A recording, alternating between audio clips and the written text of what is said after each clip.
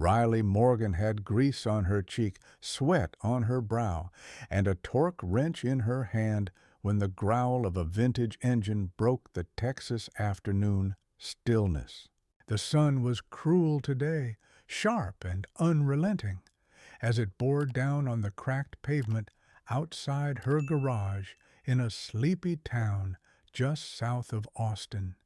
She didn't even look up until the engine sputtered out, and silence fell, heavier than before. Then came the sound of expensive shoes on gravel. Not boots, not sneakers, leather soles. Click, click, slow, precise, annoyed. She finally glanced up. The man walking toward her didn't belong in a place like this. Tall, silver-haired, immaculately dressed in a navy linen blazer that probably cost more than her entire month's income. His jaw was tight, eyes shielded by sunglasses that screamed old money. The kind of man who expected doors to open before he reached them. He didn't smile. He barely looked at her. "My car's dead," he said, with the tone of someone used to being obeyed. "It needs to be fixed, now." Riley wiped her hands on a red shop towel and gave a slow, deliberate nod. "You got a please in there somewhere, or is that not standard in billionaire vocabulary?" He blinked. "Excuse me?" "You heard me," she said, stepping toward the dusty, beautifully preserved retro Mercedes he'd just cursed into her lot. "I don't usually take walk-ins, especially not from folks who walk in like they own the air." That got a reaction. His jaw twitched. Then, to her surprise, he reached into the inner pocket of his jacket and pulled out a black card, shiny, weighty, unmistakable. "Cole Lancaster," he said flatly. "Lancaster Global. I have a meeting in Austin in 2 hours. Whatever it costs to get this running, double it. Just get it done." Riley stared at the card, then him. She didn't take it. "I charge what it's worth. Not more, not less. You want to throw money around to prove something? You came to the wrong place." He gave her a long look, then finally relented with the smallest shrug. "Fine, just fix it." He turned to pace, muttering about how God-forsaken towns shouldn't exist without Uber, while Riley popped the hood. Inside, the engine was immaculate, but clearly not well loved. Something electrical had shorted. She could already smell the faint burn of singed wire. Battery lines were loose. Someone had tried to upgrade the stereo system and routed it through a power source that couldn't handle the draw. Rookie mistake. Not hers. While she worked, Cole wandered through the shop. His polished shoes made little scuffs on the dusty concrete floor. He looked around like he was slumming it in a museum exhibit of how the other half lives. "You own this place?" he asked finally. "I do," she replied, not looking up. "All this?" He waved a hand at the garage, the tools, the lifted Chevelle on the side, the mural of a phoenix made from rusted hubcaps. Riley glanced over. "Yeah, built it myself over the last 8 years. "Huh," he said with a chuckle. "Didn't peg you for the entrepreneurial type." She tightened a bolt with just a bit more force than necessary. "Didn't peg you for someone who still drives a car with a tape deck." He barked a short laugh, but it didn't sound warm. "Touché." Time passed. He made a phone call, yelled at someone named Greg, complained about traffic, about backwater towns, about Texas. Riley said nothing. She worked. Eventually, she slid into the passenger seat to reroute the auxiliary power. The glove box stuck a bit when she pulled it open, and as it did, a few old receipts spilled out. along with a photo. It fluttered to the floor. She reached down, not thinking, and froze. It was a printed photo, glossy, slightly bent. The year scrawled in marker on the back, 2001. The image showed a small black girl, no older than 5, sitting on a wooden bench, holding a paper sign that read, Oakwood Foster Home. Her expression was guarded. She wore a little yellow dress, and her hair was done in neat braids. Her eyes were Riley's. She couldn't breathe. The wrench slipped from her hand and clattered to the floor of the car. She turned slowly in her seat, holding the photo like it was radioactive. "Where did you get this?" she asked, her voice low but sharp. Cole looked up from his phone. "What?" "This photo," she said, rising from the car, now shaking. "Where did you get this?" He gave her a distracted look. "It was in the glove box." "Why?" "Because that's me," she said. That made him pause. "Come again?" "I'm the girl in this photo." He blinked, took a step forward, then snatched the picture from her hand like he didn't believe it. He looked between her and the image, eyes narrowing.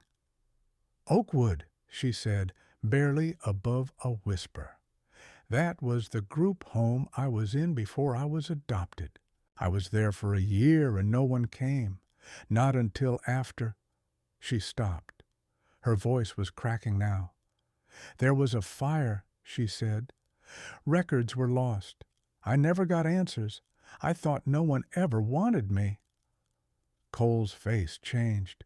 All arrogance drained out of him. He stared at her like he was seeing something that shouldn't be possible. "Raylan Morgan," he said, so softly she almost missed it. Her heart skipped. "No one's called me that in 20 years, she whispered. "Only the Oakwood files use that name." He took a trembling breath, then pulled something from the inside of his briefcase, an old manila folder, yellowed and water-damaged. Inside was a list, names, photos, notes. Next to her name, Raylan Morgan, attempted match, pending, lost in system after fire, status unknown. "My mother," he said slowly, "sat on the board of Oakwood. She wanted to adopt you. You were the only child she ever asked about, over and over. But then the fire happened. The records burned. The state said you'd already been placed. They never found you again." The world around her seemed to tilt. All these years, thinking she'd been forgotten, thinking no one ever looked twice at her. "I didn't know," he said. "I swear to God I didn't know. I only found this folder last year, going through her estate. I didn't even know your name had changed."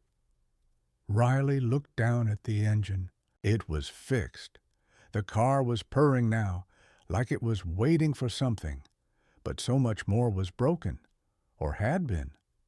Cole looked at her, this time with something different in his eyes. Not condescension, not confusion, recognition. "Your mom, she really wanted me?" Riley asked, still not quite trusting it. He nodded. "You were the only one she never gave up on." For a moment, neither of them spoke. The Texas sun was still merciless, but Riley no longer felt its weight the same way. She closed the hood of the Mercedes, slowly, deliberately, then looked at him. "Maybe you were looking for a report," she said, voice steady again. "But I was looking for the truth."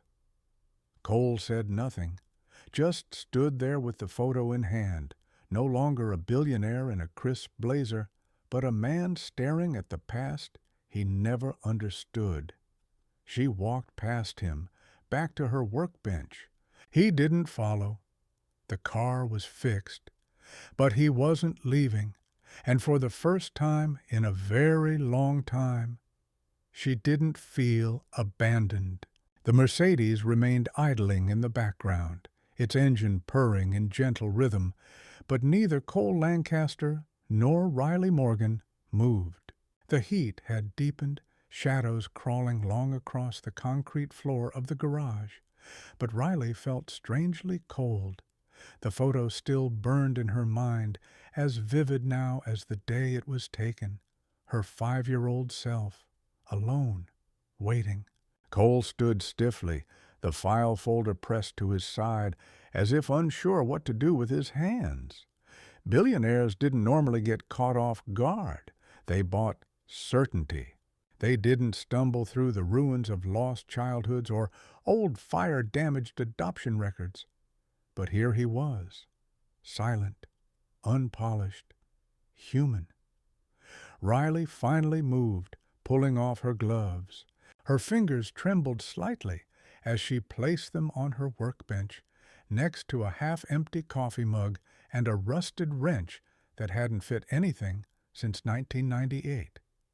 "You said your mom wanted to adopt me," she said without turning around. "Yes, but I never heard anything. No one ever came. I just remember being shuffled from one caseworker to another, until one day a family just showed up and said, 'We're your parents now.' Just like that. No explanation."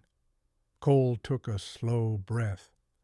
"After the fire at Oakwood, a lot of records went missing. My mother, she was devastated. She thought maybe you'd been adopted already. The agency couldn't confirm anything. Bureaucracy buried it." "Buried me," Riley said quietly. That silence again.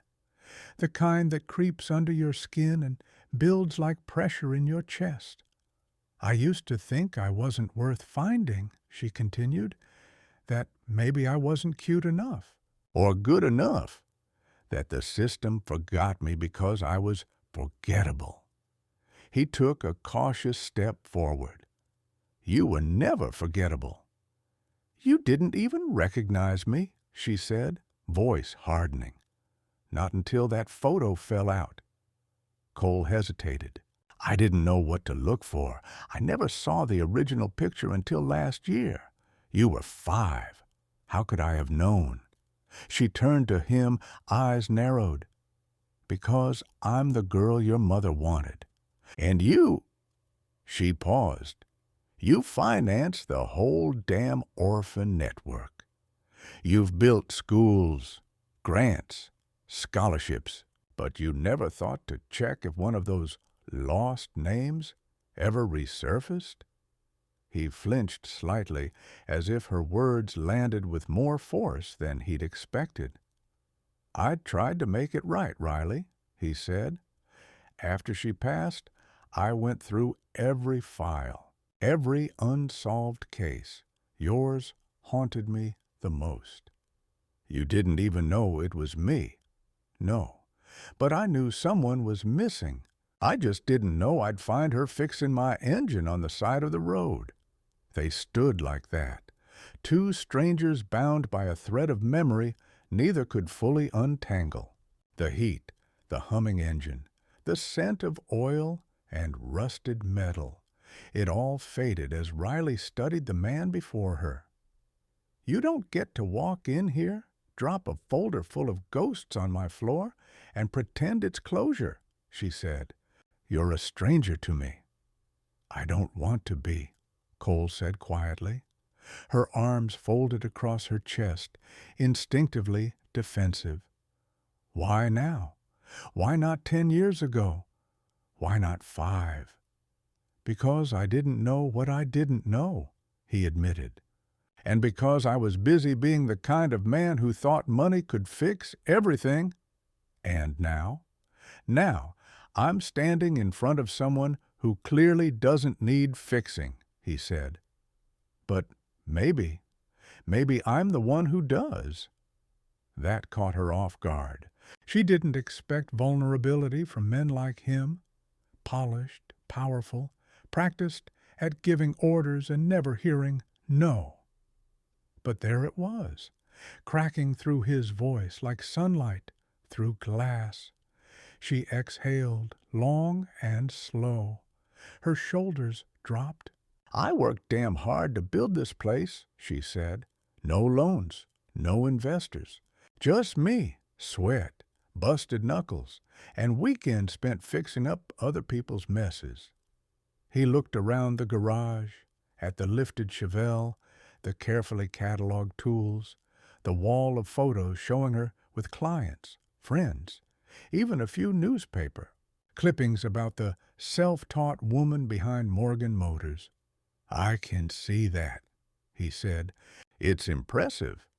"It's survival," she corrected. "You survive long enough, people start calling it resilience like it's something poetic. It's not. It's just getting through one damn day at a time." He stepped closer, then paused again. "Can I show you something?" Riley hesitated, then gave a small nod. Cole opened the folder in his hands and pulled out a second page. This one typed, faded, but intact. A memo from 2002, from his mother. It read, "Raylan Morgan, age 5, alert, independent, traumatized, but showing strong mechanical curiosity. Spent hours fixing broken toys in the rec room. I want to bring her home." The final line was underlined. "This child is the reason I'm doing this." Riley stared at the words, her breath catching in her throat. "I found that after she died," Cole said. "It was with her private papers. She'd written about you, about how you reminded her of herself. She said she saw a fire in you, one she hadn't seen in any other kid." Riley blinked rapidly. The tears came faster than she wanted, and she turned away. "I spent years thinking I was invisible." "You weren't." "And now what? You say sorry, and I just move on? Like this didn't change anything?" He shook his head. "No, I don't expect that. I don't even know what I'm offering you. Just the truth. Finally." The truth. It echoed in her like an old bell, cracked but still ringing. "Doesn't fix the past," she whispered. "No," he agreed, "but maybe it gives you back something you didn't know you'd lost." They stood in silence again. Outside, cicadas screamed in the trees. The sun was beginning to dip, casting long orange beams through the dusty garage windows. Cole reached into his pocket and handed her something small, a charm on a silver chain. An old piece, clearly worn, with the initials R.M. carved into the back. "My mother bought this," he said, "the day she submitted the adoption paperwork. She had it engraved, said it was for the daughter she hoped to bring home." Riley took it slowly, reverently. Her fingers closed around the cool metal, grounding her. She swallowed hard. "You said she never stopped asking about me?" "Not once." Riley didn't reply. She simply held the chain to her chest, heart pounding beneath her palm. Cole didn't speak either. He turned slowly, walked to his car, and opened the door, then paused. "I won't leave if you don't want me to," he said. "Not just the garage. I mean, I can stay in this town, get to know you. No agenda, no expectations." She looked at him, a complicated storm in her eyes. "I don't know what I want," she said honestly. "That's okay," he replied. "I'll be around if you ever figure it out." Then he stepped into the car, closed the door, and waited. But Riley didn't wave. She just stood there, watching the tail lights fade into the heat-haze road. Only when he was gone did she whisper aloud, "I wasn't invisible. Not really. She looked at the charm again, and for the first time in years, the past didn't feel like a wound. It felt like a question waiting for an answer. A week passed. The mornings came early, as they always had for Riley Morgan. Her hands were never clean for long. Wrenches, oil pans, alternators, they didn't fix themselves. But something was different now. The silence between repairs had weight to it, a question, a possibility. She hadn't heard from Cole Lancaster since he drove away that afternoon. No emails, no texts, no mysterious envelopes or foundation letters, just nothing. And yet, every evening she found herself pausing by the photo he left behind, the one from the glove box, her 5-year-old self in a yellow dress, expression half frozen in a mixture of defiance and confusion. It had been tucked into the mirror above her workbench now, not framed, just present, like a witness, like a memory that finally had a name. On the 8th day, a letter arrived. No return address, just her name in firm handwriting. Inside, a single sheet. I didn't want to interrupt your life again without being invited, but I wanted you to know I'm staying in town. I rented a place near Barton Creek. I don't expect anything, but I'd still like to learn who you are, not as a file in a folder, but as a person. If that door ever opens, I'll be on the other side. C.L. Riley reread the letter twice, then once more. The words weren't dramatic. They didn't ask for anything, just left a space.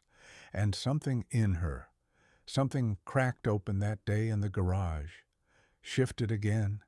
She didn't reply, but that night she drove, not aimlessly, deliberately. Barton Creek was quiet, expensive, but quiet. The rental houses out here were modern, glassy, perched on limestone with views over the greenbelt. She didn't know which one was his.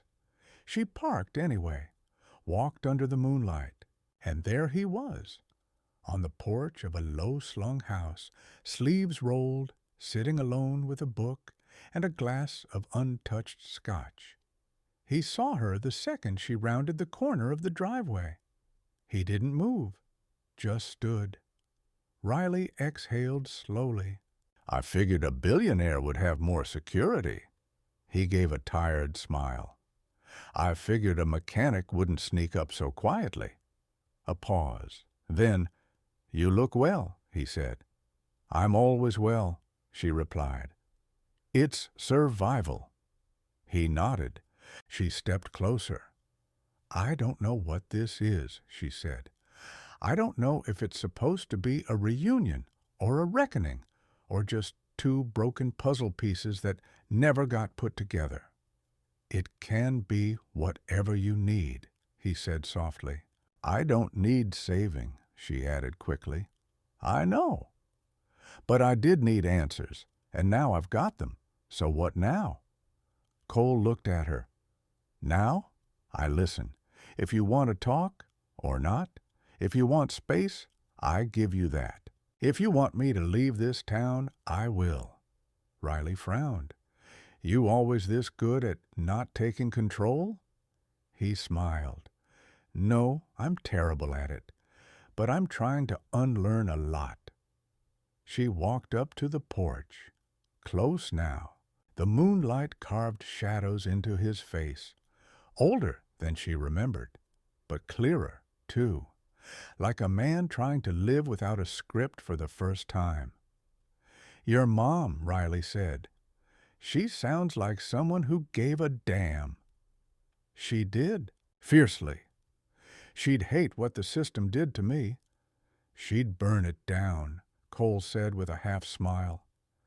Then fund something better. Silence again. But this one was different, comfortable, potential. You really didn't know it was me? she asked, still not quite ready to believe it. He shook his head. No, but when I saw that photo, and then you, it was like time cracked, like something unfinished finally had a shape. You missed a lot, she said, her voice catching for a moment. I know. I didn't get prom, or college, or any of the stuff your foundation probably funds now. He didn't try to explain it away. That's my fault. No, it's just life. But you showing up, it made me look back at it differently. I always thought I was forgotten, but maybe I was just lost. Cole stepped closer now, slowly, like a man approaching a wounded animal who finally let him near. You weren't lost, he said. You were surviving. You were growing roots in dry ground. Riley looked away. Her eyes burned, but she wasn't ready to cry. Instead, she pulled something from her pocket. The chain he'd given her, the one his mother had bought for a daughter she never got to raise. I don't want this to be some billionaire redemption story, Riley said. You don't get to feel better just because we talked. Then I won't, he said honestly. I'm not a cause. You're a person, a remarkable one. She stared at him. Then, quietly, I used to wish someone would come back for me. A mom, a dad, anyone, but nobody ever did. I'm here now, he said, and I know it's late, but I'm not going anywhere. The silence stretched again. Finally, she looked up. You don't know how to fix engines, do you? Cole blinked. No, I don't. Then come by tomorrow, 7 a.m. I'll teach you how to pull a carburetor without slicing your hand open. He smiled. Deal. And don't wear that blazer. You'll ruin it in 5 minutes. Noted. She turned back toward her truck, but before climbing in, she looked back over her shoulder. I wasn't looking for a family, she said. I was just trying to keep moving. He met her gaze. Sometimes that's the only way we find one. That night, Cole didn't sleep much, and neither did Riley. But for the first time in years, when she closed her eyes, she didn't dream of being left behind. She dreamed of engines and laughter and the impossible possibility that something broken might still be made whole, not because someone saved her, but because someone saw her and stayed.